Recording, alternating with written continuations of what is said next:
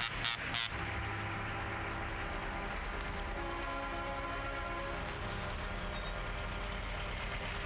mean, they started Canada. Canada started it, and it just got the wheels rolling. I mean, because of Canada, this came about. You know, I mean, we've seen everybody start. I mean, it's all over the other countries too that are starting these, peaceful. They started the ball rolling, and then we just joined in.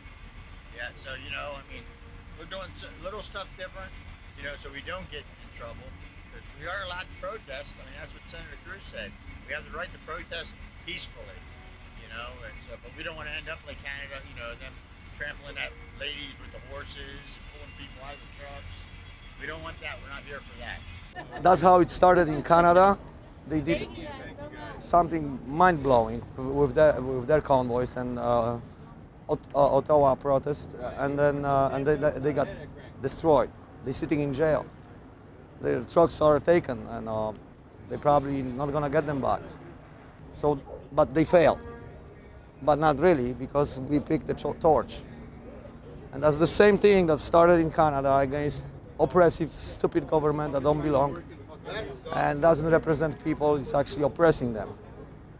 Same thing is going on here in the United States. The convoy started in California. We crossed all of them states on Interstate 40, 44, and 70, and into here. I'm known as Saznak. I have the YouTube channel. I've been filming most of this and letting people know what's going on from the site, from here, not from a studio somewhere that they just make up stuff.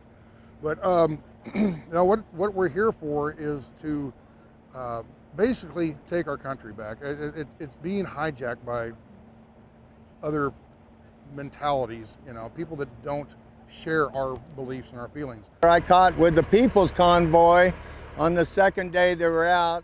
Our first night on the Navajo Nation was 6 degrees, very cold. I travel in a car. The original convoy of the People's Convoy left with about 30 big rigs and about 30 or so cars. Now we have hundreds of each here in Hagerstown, Maryland. I've been with them straight for, it's going on 15, 16 days. I've only had a hotel room one time. I'm trying to toughen myself up. We need, as people leave and go home and refresh, we need replacements and keep it somewhat full. Not only semis, thank God they're here so much, but the four-wheelers. The semi drivers call us four-wheelers. We're vehicles. There's hundreds of them in the back sleeping in their vehicles, in their trailers, in their pickup trucks. It's the People's Convoy. It's all of us together. There's been thousands over time. Some come, some go. You gotta remember, a lot of these guys, this truck is not cheap. They cost a lot, and you have to pay the bills, okay? I'm fortunate, my truck is paid for. That guy, his truck is probably paid for. That guy, maybe his truck is paid. That's why they can be here. But so many of these drivers, they have to keep paying the bills. They got bills back home. They got, they got to put kids through school. They have to pay for the car and the house, right? They have bills. So they can't take a lot of time off, okay? And because of that, they might join the convoy for a day, run halfway across the state with us, and then peel off and go deliver a load. As they peel off, another one peels in, and joins with us. So we might only have 300 trucks here, maybe 250 to 300 trucks on the lot right now. But when we were coming across country, we had times when there were 500, 600, 800 trucks, plus all the cars, tons and tons of cars that nobody talks about. So that's on my channel. That's what I love to talk about. I walk around and talk to people in cars. I'm living in a very comfortable truck. I got heat, I've got a TV, I can even cook my own food, They're living in a car, with no heat, barely, they're freezing at night, but they're dedicated. And everybody asked me how many people are in this convoy. Every person that was on that bridges, all the way across the country. Every time we go to DC, there's people on the bridges, okay? All of those are involved. They're not just the 200 or 300, 400 truck drivers or the 400 or 500 people that are here, okay? It's not just them, it's all those people across the country that are involved with this, okay? They want change, they want things to get better. The reason that I'm here is because our government is just getting, they don't care about the little people anymore. They don't care about us truckers or anything else. And the way the gas prices are going, yeah, I understand that this whole convoy is for the purpose of lifting the emergency response for the COVID, which gives the government special powers that they should not even have anymore because the threat's gone. The only reason they're lifting up the mandates now, if you were watching TV last night, Joe Biden was speaking and stuff, they got another lockdown in process, and that's called higher gas rates because nobody's going to afford to be able to drive out of their house or let them go to work. And we're here kind of just to, well, not kind of, we want to end the mandates. So we want, if you want to get a shot, that's fine, but we don't want to be told to get a shot. It's our bodies and our rights. A lot of these people it's all about like mask mandates and vaccine. The mask mandates, that's an old thing. I mean, they're pretty much gone. But there's still vaccine mandates, and they want to jab people. Not me. They're not trying to stick a needle in me. They want to, but they don't have any leverage over me because I'm self-employed. Okay, but they have people that are in the military. They don't have that freedom. They are ordered to do it, and if they don't do it, they can either get kicked out of the Army or they can go to jail, to the brig in the military. Okay, and if somebody has been, let's say, 15 years in the military, they put a lot of time in. They're looking for that retirement. They're looking for that, to be a what they call a lifer, full-time, their whole life in the military. And when they put all this time into it, and then all of a sudden they say, hey, you have to take this jab. I go, wait a minute, I don't want that. No, you have to take it. They forced me. I'm not against the jab. I'm against them forcing us to take the jab, okay? It's a free world, it's a free country. Last I looked, they're trying to take that freedom. They keep hearing this freedom, freedom, freedom. They keep trying to take that away.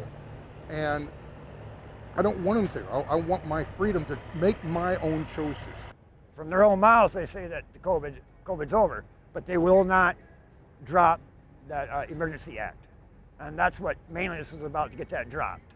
I hate to get into the politics too much, but this administration, it's like, I keep sitting there and thinking, in World War II, remember Roosevelt, okay? If FDR would have stepped out of the office and said, hey, come on, Hitler, come on over and run America, what would Hitler have done to America?